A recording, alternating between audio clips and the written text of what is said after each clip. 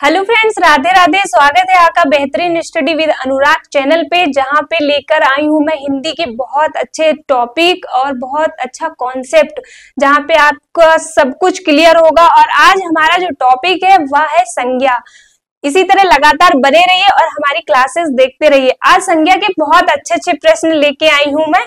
आइए चलिए देखते हैं संज्ञा होता क्या है। आज हम लोग जानेंगे संज्ञा के बारे में, बहुत अच्छे अच्छे प्रश्न हैं।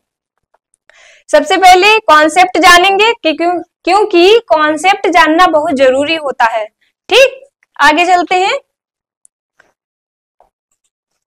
हाँ, संज्ञा। संज्ञा का अर्थ क्या होता है? संज्ञा क्या होती है? आप लोग बताइए, संज्ञा क्या होती है? संज्ञा क्या होती है? संज्ञा आपने पढ़ा होगा, बचपन से पढ़ते हुए आ रहे होंगे। संज्ञा इंग्लिश में भी नाउन बोलते हैं, ठीक है। तो हम बात करेंगे संज्ञा की।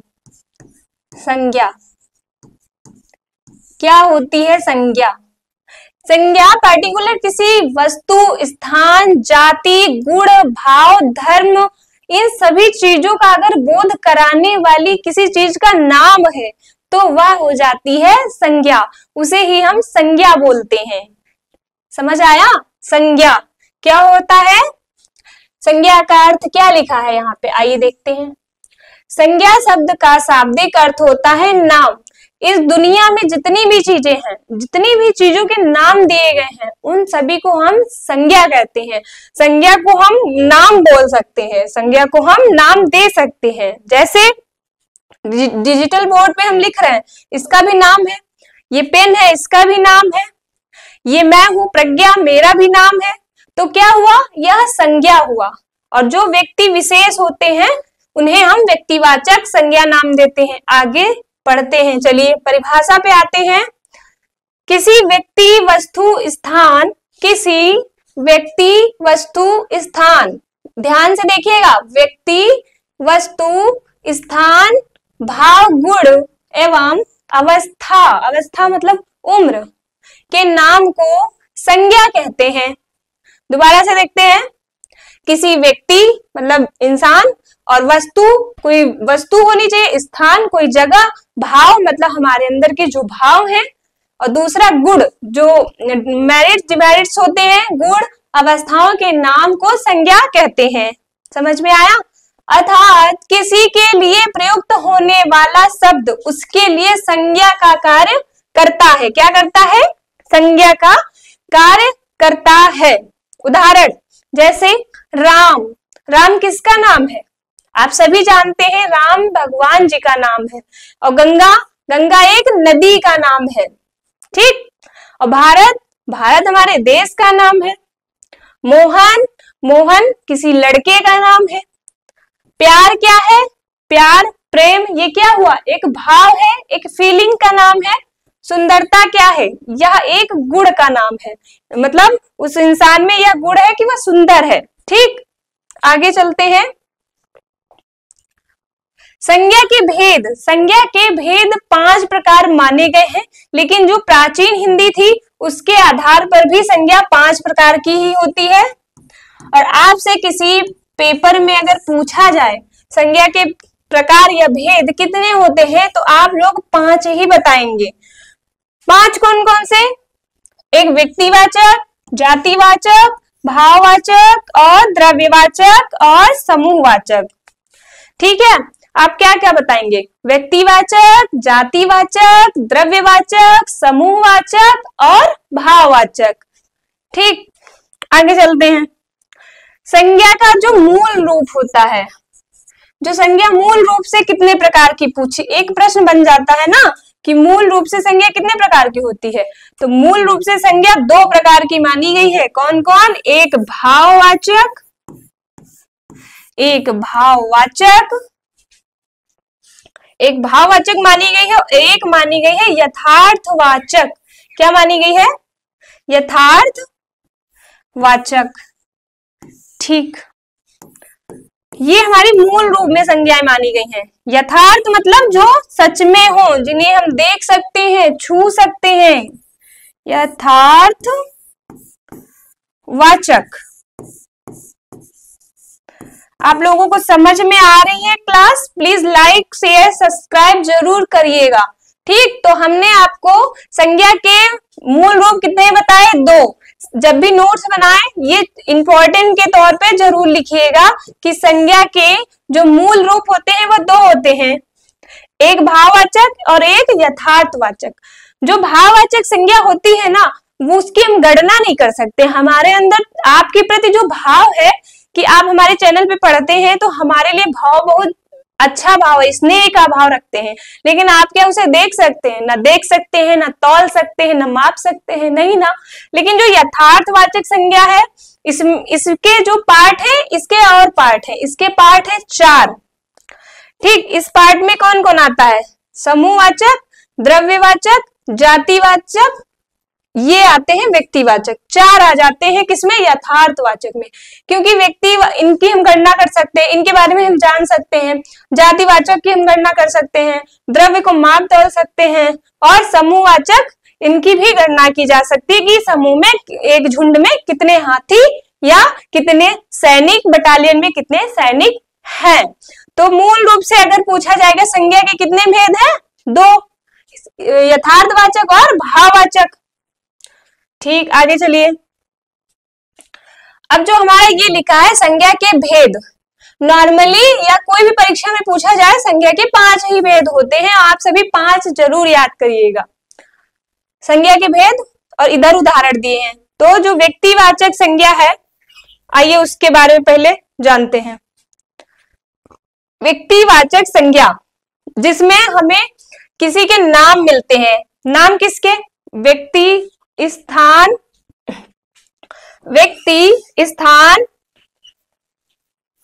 गुण, धर्म, गुण, उनके गुण जो होते हैं, उनके जो गुण होते हैं। ठीक, हाँ, आइए देखते हैं। व्यक्तिवाचक जो संज्ञा है उसमें जो, जैसे राम क्या हो गया? भगवान जी का नाम है। मोहन एक लड़के का नाम है, भारत हमारे देश का नाम है। तो इसमें जो व्यक्तिवाचक संज्ञा आती है, जो व्यक्तिवाचक संज्ञा होती है, संज्ञा, हाँ, जो व्यक्तिवाचक संज्ञा होती है उसमें देश के नाम ले लिए जाते हैं, भगवान के नाम और आपकी जो नदी है उनके नाम, नदी जो होती है उनके नाम, जैसे गंगा, यमुना, इनके जो नाम आ रहे हैं, मतलब जिसके नाम आ रहे हो वह व्यक्तिवाचक संज्ञा में आएगा। फिर चलिए आगे चलते हैं। जातिवाचक। जातिवाचक संज्ञा क्या होती है? जैसे बालक, लड़की, कुत्ता, नदी। इसमें क्या दिया गया? बालक दिया गया है, लड़की दिया गया है, कुत्ता दिया गया और नदी दिया गया है। तो जो जाति का बोध करा रहा, बालक क्या है? बालक एक जाति है, बालक एक जाति है। आप ये नहीं कह सकते कि एक बालक, बालकों की क्या है? बालकों की एक जाति होती है, इसमें सारे बालक आ जाते हैं, दुनिया भर के, विश्व के और देशों के जितने भी बालक हैं सारे आ जाएंगे। और लड़की, तो कोई लड़की एक नहीं होती है, लड़की की भी एक जाति है, उसमें सारी लड़कियां आती हैं। कुत्ता कह लो, कौवा कह लो, तो ये क्या है? आपकी जाति में आते हैं। जैसे नदियां बोलो, नदियां, तो नदियां क्या है? नदियों की जाति है भाई, क्योंकि अगर किसी नदी का हम नाम लिख देंगे तो वह व्यक्तिवाचक बन जाती है, तुरंत व्यक्तिवाचक में बदल जाती है। लेकिन अगर सारी नदियों की बात कर दें, 4-5 नदियां एक साथ लिख दें और कहें तो वह जातिवाचक हो जाती हैं। ठीक, आइए आगे चलते हैं। अब बात करेंगे हम आपकी भाववाचक पे। जो भाववाचक है उस पे बात करते हैं थोड़ा। ठीक, ये रही भाववाचक संज्ञा। भाववाचक संज्ञा को जैसे प्रेम, ईमानदारी, सुंदरता, ये क्या है? एक भाव उत्पन्न करती है। किसी व्यक्ति के अंदर आप ईमानदार हैं तो क्या है? ये आपका भाव है, दिखता थोड़ी ना है किसी को, ना उसे कोई तौल सकता है कि इनके अंदर इतने % की, इतने किलो ईमानदारी है, नहीं तौला जा सकता। तो ये है मापा और तौला नहीं जा सकता, इसे मापा तौला ना जा सके, न जा सके। माप तौल, जिसकी माप तौल ना हो सके वह भाववाचक संज्ञा के अंतर्गत आता है। और भाववाचक संज्ञा के अंतर्गत आपकी फीलिंग्स आती हैं, प्रेम, ईमानदारी, सुंदरता, घृणा, गुस्सा, क्रोध, जितनी भी चीजें होती है ना, ये सब भाववाचक में आती हैं। ठीक, आगे चलते हैं, द्रव्यवाचक पे बात करते हैं। जो द्रव्यवाचक है, द्रव्यवाचक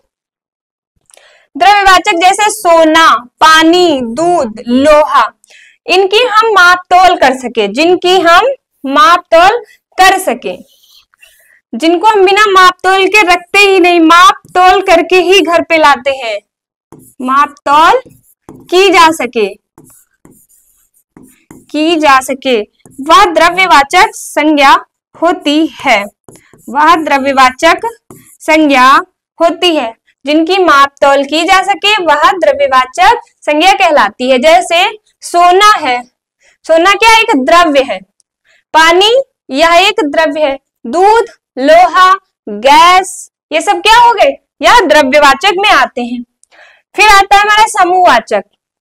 समूहवाचक में क्या हो जाएगा, जैसे यह झुंड दिया, सेना दिया, वर्ग दिया, समूह दिया है, तो ये क्या हो जाता है, समूहवाचक। एक इनका मतलब समूह बना है, ये सिंगल नहीं है, सिंगल होंगे तो समूहवाचक में आएंगे ही नहीं। ठीक, ये क्या हो गए, समूह हो गए, अलग अलग बना दिए गए। इन्हें कुंज बोल सकते हैं, क्या बोलेंगे, कुंज बोल सकते हैं। ठीक, झुंड, सेना, वर्ग, समूह, बटालियन जो होती है सैनिकों की, बटालियन होती है, उसे बोल सकते हैं। तो ये समूह, जैसे चाबी का गुच्छा, चाबी का एक गुच्छा होता है, चाबी का गुच्छा देखा है, अकेला नहीं होता है, बहुत सारे उसमें चाबियां होती हैं, तो चाबी का गुच्छा, तो ये सब क्या हो गए, आपका समूह हो गया, समूहवाचक संज्ञा हो गई, जहां से हमें समूह का बोध हो। ठीक, चलो अब एक बार और देखते हैं व्यक्तिवाचक संज्ञा, जहां राम, मोहन, भारत जिसके जैसा कोई ना हो। बस व्यक्तिवाचक में एक चीज याद रखना कि इसके जैसा कोई होगा ही नहीं, इसके जैसा कोई नहीं होगा। ठीक, दुनिया में बहुत सारी प्रज्ञा होंगी जिनके नाम होंगे, लेकिन मेरे जैसी प्रज्ञा केवल मैं ही हूं, तो मैं व्यक्तिवाचक संज्ञा में हूं। ठीक, आती है। अगर मैं कह दूं मैं एक लड़की हूं, तो मैं एक जाति हूं, मैं जाति का बोध करा रही हूं कि मैं लड़कियों की जो जाति है उनमें से मैं एक हूं। ठीक, और रही भाववाचक संज्ञा, प्रेम, ईमानदारी, घृणा, क्रोध, सुंदरता, ये जो चीजें, बुढ़ापा, गरीबी, ये सब क्या है, ये सब हमारा भाव है, किसी को दिखता नहीं है ना, इसे हम तौल माप सकते हैं। द्रव्यवाचक, जिसे हम तौल माप के बराबर कर सके या अपने घर ला सके, उपयोग कर सके, उसको हम द्रव्यवाचक संज्ञा नाम देते हैं। फिर बचता है समूहवाचक, जो हमने बताया, झुंड, सेना, वर्ग, समूह, कुंज, बटालियन, चाबी का गुच्छा, और जैसे फूलों की फुलवारी बहुत सारी होती है वहां पे। तो इस तरीके से चलिए आगे बढ़ते हैं। हाँ, इतना हमने आपको बेसिक तरीके से कॉन्सेप्ट समझाया। अब हम एक एक संज्ञा की परिभाषा आपको समझाएंगे, क्योंकि प्रश्न बहुत इजी है, प्रश्न आपको समझने में बिल्कुल देर नहीं लगेगी, इसीलिए कॉन्सेप्ट पहले समझिए, फिर प्रश्नों पे चलते हैं।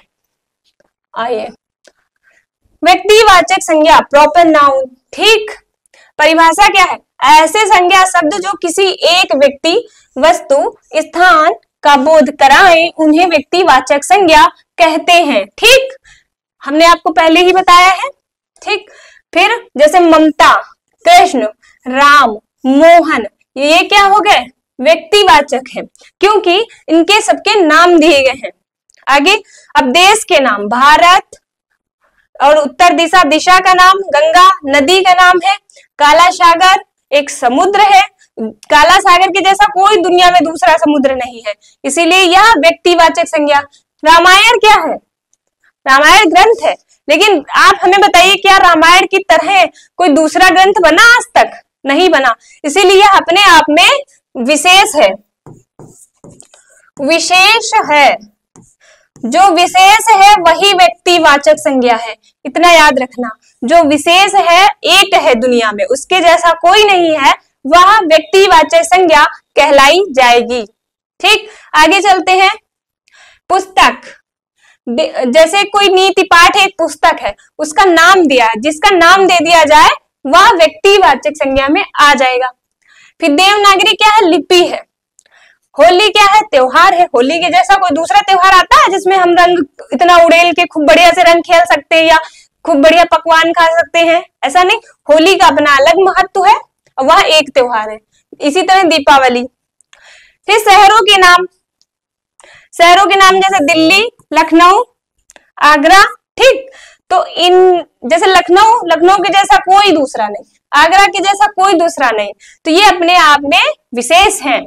व्यक्ति विशेष को ही हम व्यक्तिवाचक संज्ञा कहते हैं।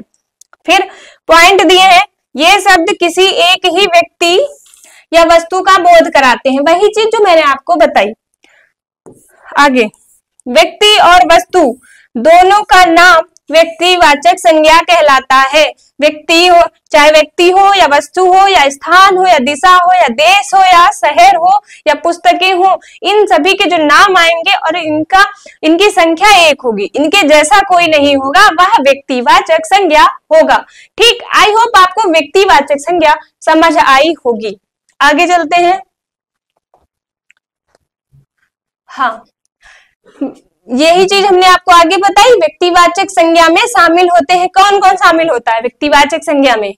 जब नोट्स बनाइएगा तो ऐसे ही प्रॉपर नोट्स बनाइएगा। देशों के नाम, भारत, पाकिस्तान, अफगानिस्तान, बांग्लादेश, भूटान, म्यांमार। ठीक, समुद्रों के नाम, काला सागर, प्रशांत महासागर। ठीक, पुस्तकों के नाम, रामायण, भगवत गीता, बाइबिल, ये सब एक है। पर्वतों के नाम, हिमालय, शिवालिक, ये सब। दिवसों और महीनों के जो नाम आते हैं, जैसे दिवस सोमवार, और महीने को नाम जनवरी, फरवरी, ये भी अपने आप में व्यक्तिवाचक संज्ञा होते हैं। ऐतिहासिक घटनाएं जैसे आपकी हो गई, भारत छोड़ो आंदोलन एक बार हुआ, नमक सत्याग्रह एक ही बार हुआ, और इनके जैसा दोबारा कोई घटना तो घटित हुई नहीं, तो इसीलिए यह विशेष है। इतना बस दिमाग में रखिएगा, जो विशेषता को दर्शाए, हाँ, जो विशेषता को दर्शाए और उसके जैसा कोई दूसरा ना हो। ठीक, विशेषता को दर्शाए, उसके जैसा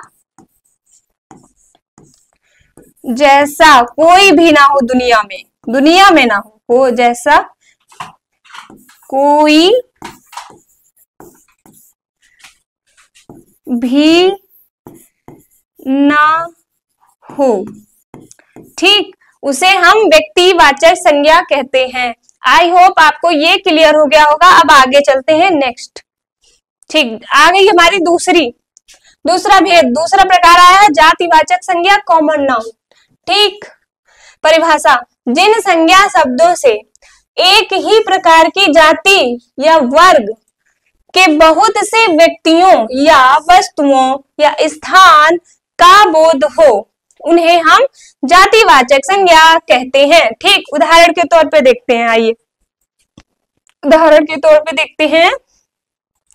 जैसे लड़का लड़की, आगे हमने आपको बताया है, आई होप यहाँ पे आपको समझने में बिल्कुल भी देर नहीं लगेगी। लड़का लड़की क्या है? एक जाति है। लड़का लड़कों की एक जाति है भाई। ठीक, उसमें बहुत सारे लड़के आते हैं, छोटे बड़े सारे। इसी तरह लड़कियों की भी जाति है, उनमें सारी लड़कियां आ जाती हैं, छोटी बड़ी। ठीक, इसी तरह वस्त्र जो है, कौन सा वस्त्र, तो वस्त्र ही बोले जाएंगे, चाहे जैसे भी वस्त्र हो। नदी, नदियों के नाम। मछली, व्हेल मछली, डॉल्फिन, ये सारी मछलियां हैं, लेकिन हम इन्हें मछली वर्ग में रखें। कुत्ता, गाय, गांव, कौवा, जैसे कौवा हो गया। ठीक, बंदर, बंदर एक को बंदर थोड़ी ना कहेंगे, बंदरों की प्रजाति होती है ना। घोड़ा, जैसे घोड़ा हो गया। मंत्री, मंत्री एक होता है, मंत्रिमंडल में तो कई मंत्री होते हैं। ऐसे हाथी, घर, कई घर होते हैं। पर्वत, हाँ, लेकिन पर्वत को अगर हम नाम दे दें कि हिमालय पर्वत, तो वो व्यक्तिवाचक में चला जाएगा। ये जो जातिवाचक से हम व्यक्तिवाचक को बना सकते हैं। ठीक, जैसे पक्षी, अब हम पक्षी विशेष का नाम दे देंगे तो वह व्यक्ति में चला जाएगा। पेड़, अब पेड़ का नाम जैसे हमने दे दिया पीपल, ठीक, पीपल क्या हो गया, या पेड़ हो गया, ठीक। और जैसे आम हो गया, ठीक, आम क्या है, लेकिन अभी ये आपके जातिवाचक है। पीपल, जितने भी पीपल आएंगे सब इसी में आएंगे, और जितने आम के पेड़ आएंगे सब इसी में आएंगे। लेकिन अगर हम इस पीपल को कह दें बोधि वृक्ष, ठीक, बोधि वृक्ष, तो ये क्या हो जाता है, यह अपने आप में विशेष हो गया। अब ये जाके कन्वर्ट हो जाएगा व्यक्तिवाचक संज्ञा में। तो जब तक हम इस पेड़ों के नाम देते रहेंगे, पीपल है, आम है, अमरूद है, तो ये हमारे जातिवाचक में ही आएंगे, ठीक। आगे, राज्य के नाम, देशों के नाम, शहरों के नाम, मजदूर वर्ग, शिक्षकों के नाम, फल आदि। जैसे शिक्षक होते हैं, शिक्षक गण होते हैं, तो उसमें बोलते हैं कि शिक्षक गण है, कोई एक शिक्षक की बात नहीं की जाती है। जो शिक्षक वर्ग होता है ना, शिक्षक वर्ग, ठीक, उसमें बहुत सारे शिक्षकों की बात की जाती है, इसीलिए जातिवाचक संज्ञा यहाँ पे होती है, ठीक है। अब समझने के लिए थोड़ा और आगे बढ़ते हैं। लड़का शब्द किसी एक विशेष व्यक्ति का नहीं है, ठीक, किसी एक व्यक्ति को तो बोल दो ये लड़का है, वो नहीं। लड़कों की एक साथ 12 दर्जन खड़े कर दो, 1 दर्जन खड़े कर दो सबको, वो सारे लड़के ही बोले जाएंगे, बल्कि सभी लड़कों की जाति या समूह का बोध कराता है, इसीलिए यह जातिवाचक संज्ञा है। हमारी दूसरी संज्ञा कॉन्सेप्ट के साथ क्लियर हो गई। आगे, भाववाचक संज्ञा। भाववाचक संज्ञा जिन संज्ञा शब्दों से व्यक्ति या वस्तु के गुण, धर्म, दशा, भाव, दशा क्या है उसकी, इस समय उसके मन में भाव क्या है, गुण क्या है उस व्यक्ति में, उसके धर्म क्या है, उन्हें भाववाचक संज्ञा कहते हैं। जैसे भाववाचक संज्ञा किसी एक ऐसी चीज का नाम है जिसे देखा या छुआ नहीं जा सकता। मैंने आपको स्टार्टिंग में ही बताया, ना तो मापा तोला जा सकता है ना देखा जा सकता, केवल महसूस कर सकते हैं। क्या कर सकते हैं, भाववाचक संज्ञा को, भाववाचक संज्ञा को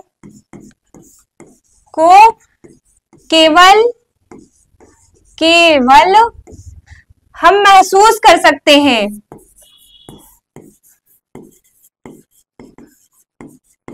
ठीक, महसूस कर सकते हैं,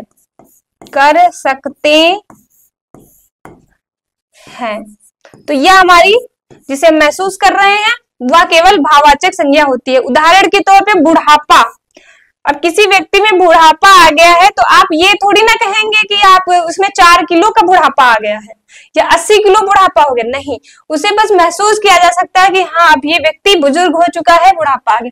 या किसी व्यक्ति में मोटापा आ जाए, या बचपन क्या एक भाव है, बचपना, ठीक, मिठास, लड़ाई, क्रोध, शौर्य, है ना, जैसे बोला जाता है शौर्य पुरुष, तो ये क्या है, उस पुरुष का शौर्य है, इसीलिए भाववाचक संज्ञा आती है। ममता हो गया, गरीबी हो गई, गरीबी भी एक भाव है, गरीबी क्या है, एक भाव है। धार्मिकता, प्रेम, आइए आगे इधर देखते हैं। दया, किसी के प्रति आपके हृदय में दया है तो वह भाव है। शांति, आप शांति से बैठे हैं कहीं, वह भी भाव। विद्वता, कोई बहुत विद्वान है। अपमान कर दीजिए किसी का। मृत्युता, कोई मृत्यु को प्राप्त हो चुका हो। सुंदरता, ये भी भाव है। निराशा, ये भाव अच्छाई का भाव है। ईमानदारी का भाव है। जो भले मानस, उदासी, शौर्य और विनम्रता, ये जितने भी शब्द यहाँ पे लिखे हैं ये सब आपके भाव को दर्शाते हैं और इनको ना छुआ जा सकता है, ना देखा जा सकता है, ना माप तोल की जा सकती। इन्हें केवल हम महसूस कर सकते हैं कि सामने वाले के प्रति हमारे हृदय में क्या है। चलो, जब किसी जातिवाचक संज्ञा जैसे मनुष्य, गुरु और बालक से भाव या गुण व्यक्त किया जाता है तो वह भाववाचक संज्ञा बन जाती है। बिल्कुल सही बात है। जैसे आपसे बोला जाए मानव जाति, तो मानव क्या हो गया, जाति है एक ना, तो यहाँ पे जातिवाचक संज्ञा आ गई, ठीक। लेकिन हमें इससे अगर भाववाचक संज्ञा बनाना है, ठीक, आगे चलते हैं। भाववाचक संज्ञा बनाना है तो हम क्या बोलेंगे, यहाँ मानवता बोलेंगे। भाई मानवता। अब बताइए क्या जातिवाचक संज्ञा रह गई? ये तो भाववाचक हो गया या बन गया भाववाचक, क्योंकि उसकी मानव की मानवता की बात की जा रही है। गुरु, जैसे गुरु दिया है तो गुरु के गुरुत्व अगर भाव में बदलेंगे तो गुरुत्व हो जाएगा, गुरुत्व, ये उसका भाव है, गुण है। ठीक, बालक का हो जाएगा बालकपन या बालपन। ठीक, बालक का जो भाववाचक में हम बदलेंगे तो क्या बदल जाएगा, बालपन, बालपन है भाई उसमें। ठीक, बालपन, तो भाववाचक संज्ञा बन जाती है। इसी तरह हम संज्ञाओं को आपस में बदल सकते हैं, कन्वर्ट कर सकते हैं।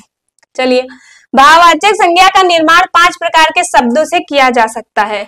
जी बिल्कुल, जातिवाचक संज्ञा से हम भाववाचक संज्ञा को बदल सकते हैं, जो हमने अभी आपको बदल के दिखाया। दूसरा, सर्वनाम के तौर पे हम बदल सकते हैं, भाववाचक संज्ञा कह सकते हैं। क्रिया के तौर पे भी हम भाववाचक संज्ञा बना सकते हैं, विशेषण के तौर पे बना सकते हैं। आगे की क्लास में जो हम पढ़ेंगे ये सब टॉपिक तो आपको वहां पे ही क्लियर होगा। अव्यय जो शब्द होते हैं उनके हिसाब से भाववाचक संज्ञा बनाई जा सकती है। इनमें प्रत्यय जोड़कर भाववाचक संज्ञाएं बनाई जाती हैं। ठीक है, जैसे हम आपको एक उदाहरण यहीं पे दे देते हैं। जैसे क्रोध है, क्रोध क्या है, यह एक संज्ञा है, लेकिन अगर हम क्रोधित कह दे, क्रोधित, तो इसमें हमने प्रत्यय लगा के बना दिया। ठीक, अब आगे चलते हैं। जातिवाचक संज्ञा से भाववाचक संज्ञा के उदाहरण देख लीजिए। सबसे पहले मनुष्य जाति है, इधर हम लिख देते हैं मनुष्य जाति है, गुरु की जाति है। ठीक है, बहुत सारे गुरु आएंगे। बालकों की जाति है, बहुत सारे बालक। ठीक, हाँ सेम है। स्त्री जाति है भाई, एक स्त्री जाति है जिसमें सारी स्त्रियां आती हैं। पुरुष जाति है जिसमें सारे पुरुष आते हैं। ठीक, पंडितों की जाति है जिसमें बहुत सारे पंडित आते हैं, जो पूजा पाठ कराने वाले। बंधु, बंधुओं की जाति है, हमारे दोस्त फ्रेंड्स जो होते हैं बंधु लोग, बंधुजन, उनकी जाति आती है। तो इनसे बनने वाले जो भाववाचक संज्ञा क्या बनेगी ये जानते हैं। आइए, जो मनुष्य जाति है इससे बनेगा मनुष्यता का भाव आएगा। ठीक, जो गुरुओं की जाति है उससे गुरुत्व का भाव आएगा। बालक जो है बालपन का भाव आता है। ठीक, स्त्री जो है स्त्रैण का भाव आता है, स्त्री स्त्रैणता। फिर पुरुष पुरुषत्व का भाव आएगा। पंडित पांडित्य का भाव है कि उनके अंदर इतना पांडित्य ज्ञान है। बंधु बंधुत्व का भाव आता है। ठीक, क्लियर। आगे चलते हैं, आगे आते हैं अपनी नंबर 4 पे समूहवाचक संज्ञा। ठीक, समूहवाचक संज्ञा पे आते हैं। अब इसकी परिभाषा देखो। जिन संज्ञा शब्दों से व्यक्तियों या वस्तुओं के समूह या समष्टि का बोध होता है उन्हें हम समूहवाचक संज्ञा कहते हैं। आगे जो हमने आपको समझाया था वही सब यहाँ पे भी। जैसे परिषद हो गई, उदाहरण देखिए परिषद। वर्ग हो गई, सेना, मंडली, सभा, दल, गिरोह, झुंड, गुच्छा, चाबी का गुच्छा, झुरमुट, टोली, परिवार, समिति, झुंड, मंडल, भीड़, झुंड आदि क्या हो गए, यह सब समूहवाचक हो गए। तो ये सब समूहवाचक के उदाहरण हैं। जब भी कभी आए आंख बंद करके आप इस पे समूहवाचक लगा सकते हैं। समझने के लिए सेना शब्द किसी एक सैनिक का नहीं है। जैसे हमने कहा सेना, तो सैनिकों की जो ऐसे बोल सकते हैं जैसे सैनिक हैं, कई सारे सैनिकों के लिए सेना बनी है।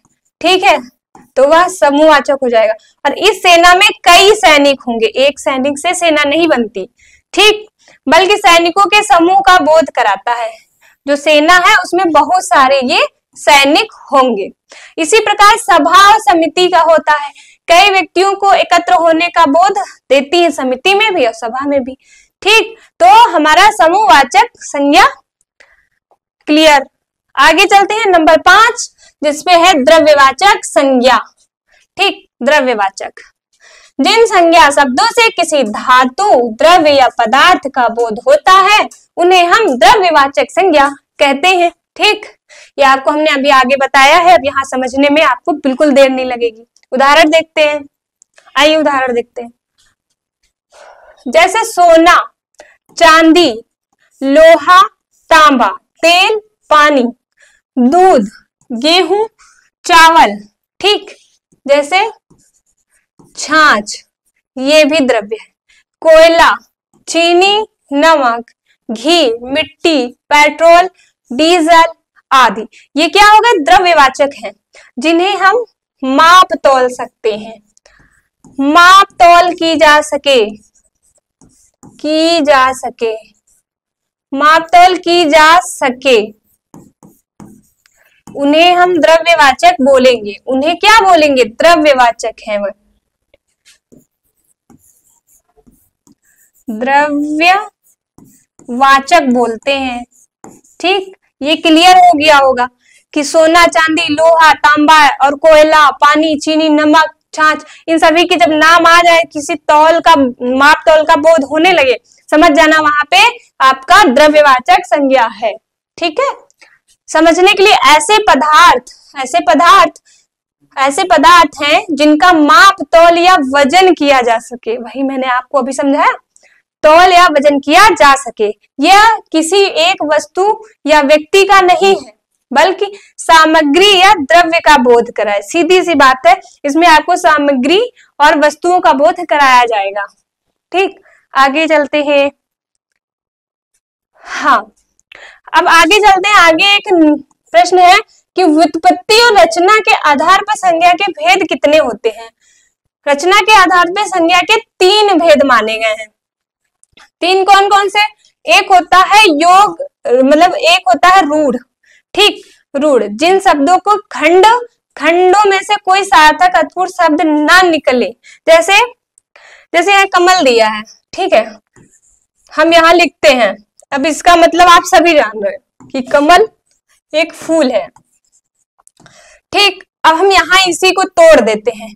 का यहाँ लिख देते हैं, म यहाँ लिख देते हैं, ला यहाँ लिख देते हैं। इसका मतलब और इसका मतलब कुछ निकल रहा है, क्योंकि खंड होने के बाद इनमें कुछ बचता ही नहीं है।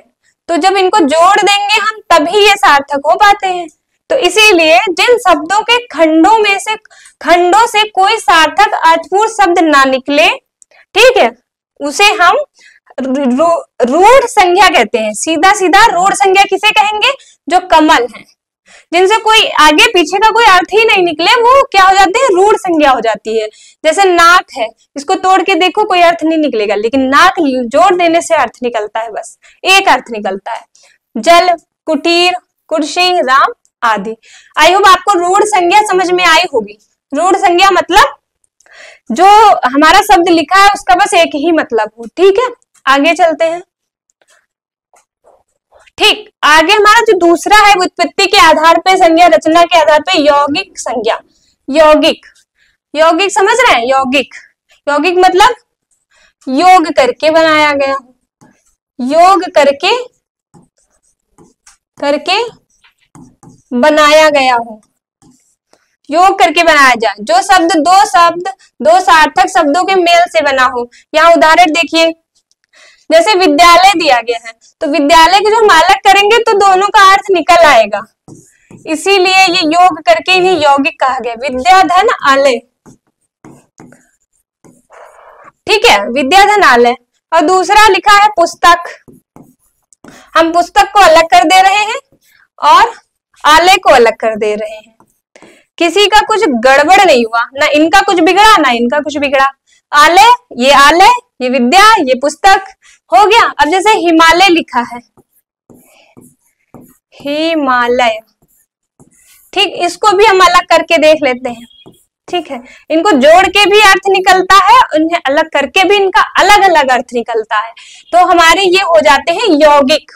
ठीक, विद्या, विद्यालय, पुस्तकालय, हिमालय और घुड़सवार। जैसे घुड़सवार है, घुड़ को अलग कर दो, घोड़े को, सवार जो उस पे सवार है, तो घोड़ा सवार हो जाता है। ठीक, अब हमारा जो व्युत्पत्ति रचना के आधार पे तीसरा है, वह है योग रूढ़ संज्ञा। योग रूढ़ में मतलब हमें तीसरे की नॉलेज होती है। पहले में हमें एक की नॉलेज हुई रूढ़ में, फिर जब यौगिक संज्ञा की बात हुई तो दो की नॉलेज हुई कि दोनों को अलग कर देंगे तो दोनों के अलग अलग अर्थ निकलेंगे। ठीक, लेकिन जो योग रूढ़ है इसमें अर्थ तो होगा पहला मिला के दूसरा मिला के, लेकिन हमें तीसरे का बोध होगा, वहां पे हम इसको बोलते हैं योग रूढ़ संज्ञा।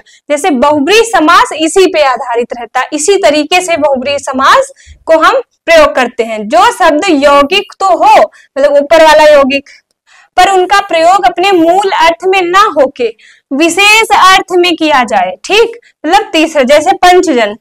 ठीक है, पंचजन क्या है, इसमें ये शब्द तो लिखा है पंचजन, लेकिन इसका आप जाए आगे बढ़ेंगे तो इसका तीसरा अर्थ निकलेगा पांच जनों। ठीक, जलज हो गया चक्रपाणी, चक्र है जिनके मतलब हाथ में, अर्थात वो कौन है, तो तीसरा जो कौन है आ रहा उसके एवज में जो निकलेगा जिनका नाम चक्रपाणी।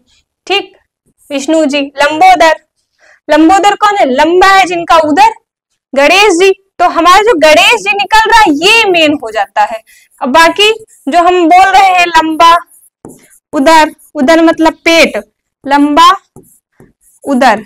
ठीक है, देखो इनका भी मतलब है, लंबा का भी मतलब है, उदर का भी मतलब पेट है, लेकिन जो हमारा अर्थ निकल रहा है वो गणेश जी निकल रहा है। तो ये हमारे योग रूढ़ संज्ञा बहुब्रीहि की तरह ही पढ़ी जाती है। ठीक, आगे चलते हैं। सारांश, हाँ हमने आपको बताया व्यक्तिवाचक संज्ञा, जातिवाचक संज्ञा, भाववाचक संज्ञा और समूहवाचक संज्ञा, द्रव्यवाचक संज्ञा। ठीक है, अब संज्ञा के भेद कितने होते हैं, जब भी आप याद करिए 5 भेद होते हैं। कौन कौन, व्यक्ति, जाति, भाव, समूह और द्रव्य। बार बार इनको याद करेंगे, याद हो जाएंगे। हाँ, अब हमने आपको कॉन्सेप्ट क्लियर कर दिया। अब हमारे प्रश्न आए हैं और हम जल्दी जल्दी प्रश्न अपने करेंगे। आप लोग अपने पास पेन और कॉपी लेके रखा करिए और नंबर 1 से शुरू किया करिए, कितने हिंदी में आपके प्रश्न बन रहे हैं। ठीक है, आप चलिए आगे प्रश्न पे। शब्द प्रकार के आधार पे मनुष्यता शब्द कौन सा भेद है, हमने आपको बताया था, तो क्या आ जाएगा, भाववाचक, मनुष्य की मनुष्यता। इनमें से कौन सा शब्द भाववाचक संज्ञा नहीं है, सोना क्या है, द्रव्यवाचक, खुशी क्या है, खुशी क्या है, हाँ इसमें पूछ रहा है कि भाववाचक संज्ञा नहीं है। ठीक है, ये तीनों भाववाचक हैं, अभी आगे हमने बताया, लेकिन जो ये नहीं पूछ रहा है ना कि नहीं है, तो सोना नहीं है क्योंकि सोना द्रव्यवाचक हो जाते हैं। सोना क्या हो जाता है, द्रव्यवाचक। फटाफट आगे चलते। निम्नलिखित में से कौन सा शब्द संज्ञा है, इनमें से संज्ञा कौन है, ये भी विशेषण से बना है। ठीक, ये क्या हो गया हमारा, ये क्रोध, यह संज्ञा है। क्रोध क्या है, एक संज्ञा है, इसलिए संज्ञा है क्योंकि भाव का नाम दिया गया है। निम्नलिखित में भाववाचक संज्ञाएं कौन सी हैं, भाववाचक संज्ञाएं कौन सी, सेना, कुंज, परिवार, या हो जाती हैं समूहवाचक, समूहवाचक, समूहवाचक। और ये लड़का, मित्र, पंडित, ये जाति, जातिवाचक, जातिवाचक। ठीक, हिमालय, होली, नर्मदा, ये क्या है, व्यक्तिवाचक, व्यक्तिवाचक। ठीक, आई होप क्लियर हो रहा होगा। क्लास कैसी लग रही है जरूर कमेंट जरूर किया करिए, बताया करिए और सब्सक्राइब करिए चैनल को। ठीक, अब हमारा जो आंसर है बी नंबर, भाववाचक संज्ञा यौवन, लोभ, मोह, भाववाचक संज्ञा। क्लियर। निम्न में से जातिवाचक संज्ञा कौन सी है, जिसमें जाति का हो, तो मिठास क्या है, यह भाव है, मिठास भाव है, सुंदरता भाव है। आगे हमने आपको कॉन्सेप्ट पढ़ाया, इससे सारे प्रश्न क्लियर हो जाएंगे। जो मनु है यह एक जाति है, जैसे बोले नहीं जाते मनुवादी, वही मनुष्य जाति है, मनु जाति है। तो आगे सेना, दल, सभा, वर्ग, बताइए सेना, दल, सभा, वर्ग आदि शब्द कौन सी संज्ञा का बोध कराता है, कौन सी संज्ञा हो जाएगी इसमें, समूहवाचक। जो कई इकट्ठे एक जगह लोग हों और समूह बनाए उसे क्या, समूहवाचक। आगे चलते हैं।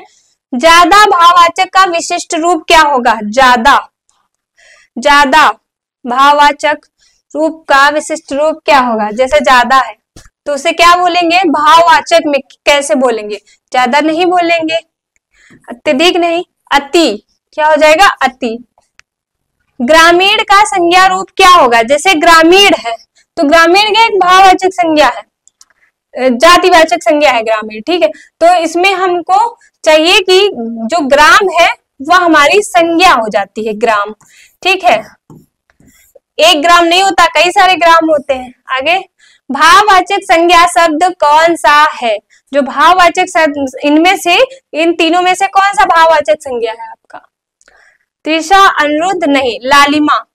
जब सूर्य निकलता है तो सुबह जब सूर्य निकलता है तो जो अपनी लालिमा छोड़ता है वह, ये यहाँ पे ऐसे ऐसे लालिमा फैली रहती है, वो क्या रहती है? लालिमा। ठीक, आगे चलते हैं। नदी संज्ञा का कौन सा भेद है? नदी, अगर हम नदी का नाम ले लें, गंगा, तो ये व्यक्ति हो जाएंगी। यमुना, कावेरी, ठीक, सरस्वती, सरस्वती, सरस्वती, नर्मदा, नर्मदा, नर्मदा, ठीक है। तो ये क्या हो जाएंगे? लेकिन हमारा ये प्रश्न का हो जाएगा आंसर जातिवाचक, नदी की बात कर रहा है ना कि नदियों के नाम की। जब नाम की बात करेगा तो हमारा हो जाएगा व्यक्तिवाचक। भस्म किस प्रकार की संज्ञा है? भस्म ना तो समूहवाचक है, ना व्यक्तिवाचक है, ना जातिवाचक है, या हो जाता है द्रव्यवाचक। सविता शब्द हिंदी व्याकरण के अनुसार संज्ञा के भेदों में किस श्रेणी में आता है? जो सविता है, सविता हम किसे? भगवान सूर्य को,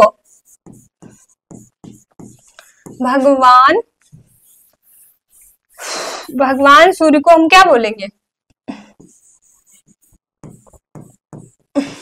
भगवान सूर्य के लिए हम प्रयोग करेंगे सविता, सविता देवता, ठीक है। तो यह हमारा हो जाता है व्यक्तिवाचक। आगे चलते हैं। संज्ञा शब्द कविता का भेद क्या है? संज्ञा शब्द जो कविता है उसका भेद क्या है? कविता एक तो होती नहीं है, कविता बहुत सारी, बहुत लोग लिखते हैं जातिवाचक कविताएं। नीचे दिए शब्दों में से कौन सा भाववाचक संज्ञा है? ठीक है, प्रभु, भगवान, जाति, धर्म, जाति, ईश्वरों की जाति, ठीक है। लेकिन जो हमारा प्रश्न पूछ रहा है कि भाववाचक, तो बंधुत्व का भाव, भाईचारे का भाव, ठीक। आगे, निम्नलिखित में से क्या व्यक्तिवाचक संज्ञा नहीं है? कौन सा ऐसा है प्रश्न आंसर जो व्यक्तिवाचक नहीं? हिमालय है, क्योंकि हिमालय पर्वत का नाम है। पूर्व दिशा है, ठीक है। होली है, ठीक। इसमें क्वेश्चन नंबर हमारा जो व्यक्तिवाचक संज्ञा नहीं है, काशी, काशी तो एक है, काशी भी होना चाहिए, ये स्किप करो क्वेश्चन। काशी भी तो, काशी तो एक है ना, काशी कहाँ हजारों हैं, ठीक। चलिए हम आगे चलते हैं अगले प्रश्न में, टाइम नहीं जाया करते। शूर का भाववाचक संज्ञा क्या होगा? सूर, सूरवीर, शौर्य, ठीक, शौर्य। मन की भाववाचक संज्ञा क्या है? मन की भाववाचक, मन नहीं था, यहाँ पे मना था कि हम किसी को मना करते हैं तो उसकी भाववाचक संज्ञा क्या हो जाएगी? मनाही, मनाही हो जाती है इसकी भाववाचक संज्ञा। जो हमारा प्रश्न पूछ रहा है हम उसी का उत्तर देंगे। भाववाचक संज्ञा, ठीक है, भाववाचक संज्ञा। आगे चलते हैं। निम्नलिखित में क्रियावाचक संज्ञा कौन सी है? अच्छा, क्रिया, मंत्री जी ठहरने की व्यवस्था कीजिए, मंत्री जी के ठहरने की व्यवस्था कीजिए, ठहरने, तो यहाँ एक ऑप्शन हो जाएगा हमारा डी, डी ऑप्शन हो जाएगा।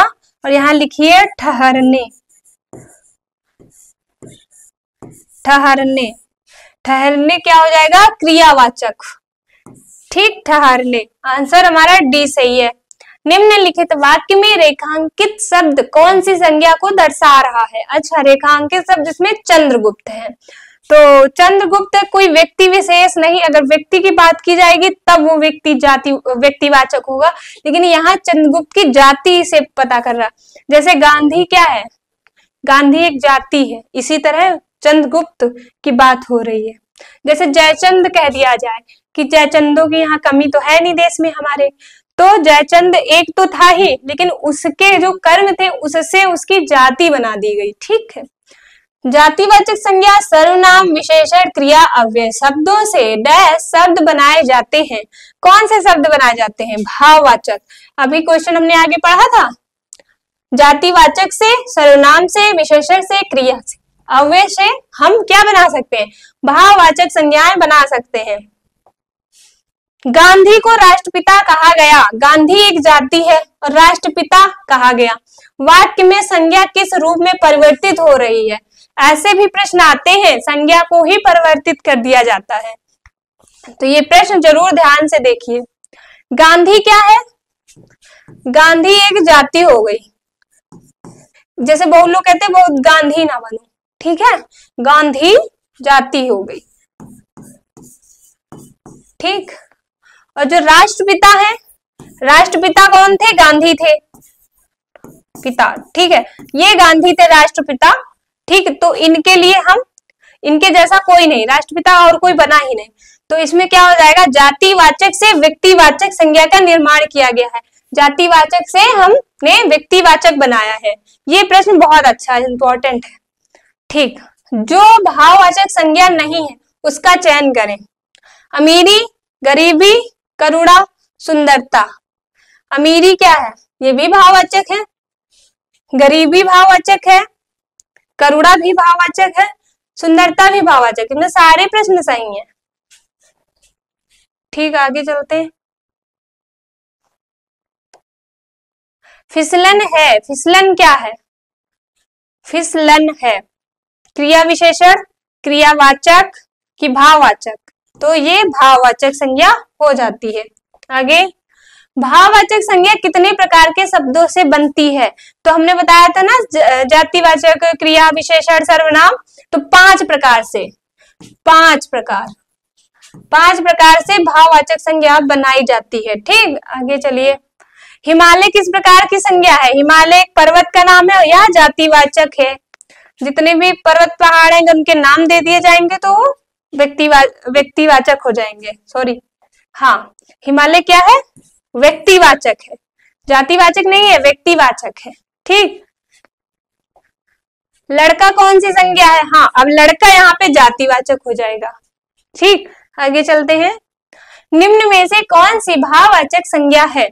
मोहन, मोहन किसी का नाम है, व्यक्तिवाचक है। और भाववाचक बीमारी, बीमारी भाववाचक हो जाएगी। लड़का एक जाति का वो तो जातिवाचक। आगे चलते हैं। व्युत्पत्ति के आधार पर संज्ञा के कितने भेद बताए गए हैं? व्युत्पत्ति के आधार पर संज्ञा के भेद बताए गए हैं 3। कितने भेद हैं? 3 भेद हैं, जो हमने अभी बताए थे, रूढ़, यौगिक और योग रूढ़। आगे चलते हैं। सूची दी गई है, इसे मिलाइए।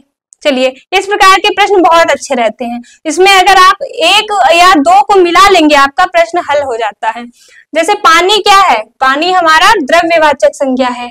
ठीक, कुंज हमारा समूहवाचक संज्ञा है। ठीक है, जुलाई क्या है? महीने का नाम है, व्यक्तिवाचक। मैना क्या है? पक्षी है लेकिन जातिवाचक। ठीक है, क्लास को 2 बार जरूर देखिएगा, समझ में आ जाएगी। निम्नलिखित में से कौन सा शब्द भाववाचक संज्ञा नहीं है? भीड़ क्या है? भीड़ तो समूह को बता रही है ना, सभा भी समूह, सेना भी समूह, लेकिन जो दौड़ लगा रहा है, दौड़, वह भाववाचक संज्ञा नहीं है। आगे, इसमें भाववाचक क्या पूछा था? निम्नलिखित में कौन सा शब्द भाववाचक संज्ञा नहीं है? दौड़। ठीक है, निम्नलिखित में से कौन सा शब्द द्रव्यवाचक संज्ञा है? द्रव्यवाचक संज्ञा की बात कर रहा है, द्रव्यवाचक संज्ञा की बात कर रहा है। तो नदी ये जाती है, घोड़ा जाती है, लेकिन जो ये है हमारा दूध, ये हो जाता है द्रव्यवाचक। ठीक, निम्नलिखित में से कौन सा शब्द समूहवाचक संज्ञा नहीं है? भीड़ है, बिल्कुल है भीड़, ये वही प्रश्न है, भीड़ है, लेकिन ये प्रश्न सही है, समूहवाचक संज्ञा। ठीक, दौड़ क्या है? कि दौड़ समूहवाचक संज्ञा नहीं है। तो कक्षा और सभा ये सब समूहवाचक है, लेकिन जो नहीं है पूछ रहा है तो दौड़ नहीं है, यहाँ प्रश्न ये सही हुआ। ठीक, निम्नलिखित में से कौन सा शब्द द्रव्यवाचक संज्ञा है? तो ये फिर से रिपीट हो रहे हैं, दूध, ठीक, द्रव्यवाचक संज्ञा है। मिठाई एक भाव है, ठंड भी भाव है। गाय कौन सी संज्ञा है? गायों की जाति होती है, जातिवाचक। घूघू घर रहे रेखांकित पद में, रेखांकित पद है। ये प्रश्न को हम स्किप करेंगे, समझ नहीं आ रहा, इसमें पूरा टाइप नहीं हो पाया है हमें लगता है। आगे चलते हैं। जातिवाचक संज्ञा शब्द क्या है? जाति, जहां जाति, शीली, कामिनी तो कवियों की जाति होती है। कवि कई प्रकार के होते हैं, अलग अलग कवि लिखते हैं, लेकिन सब जो कविताएं लिखते हैं उनको हम कवि ही कहते हैं। निम्नलिखित में से किस विकल्प में सभी शब्द भाववाचक संज्ञा हैं? भाववाचक संज्ञा, बुढ़ापा इसमें है, लेकिन कठोरता भी है, उन्नति है, ठीक है। अमीरी, गरीबी, सख्त, मिठास, ये भी भाववाचक है। बालक, वृक्ष, गुरु, नदी, ये नहीं है। राम, चंद्रमा, गंगा, हिमालय, ये भी नहीं है, इसमें व्यक्तिवाचक है। बालक, वृक्ष, गुरु, ये जातिवाचक है। सीली वाला, ये हमारा जो आंसर सही हो जाएगा ऑप्शन नंबर बी सही होगा, अमीरी, गरीबी, सख्त, मिठास। निम्नलिखित विकल्पों में से किस विकल्प में सभी शब्द व्यक्तिवाचक संज्ञाएं हैं? व्यक्तिवाचक संज्ञाएं हैं। लखनऊ, अमेठी, गंगा, ठीक। भारत, रामायण, हिमालय। राम, कवि, पुस्तक, राम भगवान का नाम है, कवि जाति का, पुस्तक जाति। कृष्ण, बनारस, गिलास। तो इसमें ये पूछना चाहिए था कि व्यक्तिवाचक संज्ञाएं नहीं है, तब ये प्रश्न सही हो पाएगा, नहीं है, क्योंकि लखनऊ शहर है, उसके जैसा कोई नहीं। अमेठी भी शहर है, गंगा जी का नाम है, भारत देश का नाम है, रामायण ग्रंथ का नाम है, पर्वत का नाम हिमालय, ठीक है। तो जो नहीं है वो ऑप्शन नंबर सी हो जाएगा, क्योंकि राम तो भगवान का नाम है, व्यक्तिवाचक है, लेकिन कवि और पुस्तक ये जातिवाचक आ गए इसमें, ठीक। हमारे ये तीनों प्रश्न उत्तर सही है, बट ये वाला जो है सी वाला, यह जातिवाचक है, इसलिए ये प्रश्न नहीं जरूर लगाएं। गरीबों की सहायता करो, गरीब शब्द क्या है? जो गरीब है क्या है? यह भाववाचक है। आगे चलते हैं। बुढ़ापा एक प्रकार का अभिव्यंजन है, अभिव्यंजन, अच्छा संज्ञा को पूछ रही है। रेखांकित शब्द की क्या हो? बुढ़ापा, बुढ़ापा भी आपका हो जाएगा भाववाचक, ये सारे नहीं होंगे। आगे, लड़का दौड़ता है, इस वाक्य में लड़का किस संज्ञा का उदाहरण है? जातिवाचक संज्ञा को दर्शा रहा है, ठीक। चलिए फ्रेंड्स, आज हमारे प्रश्न यहीं तक थे। आप लोग बताइएगा क्लास कैसी रही, और कोई कमी हो तो आप लोग कमेंट जरूर कर दिया करिए, ताकि हम उसको अच्छे से सुधार करके आपको अच्छा कंटेंट प्रोवाइड करवाएं, ठीक है। क्लास कैसी लगी जरूर बताइएगा, ठीक। धन्यवाद, राधे राधे।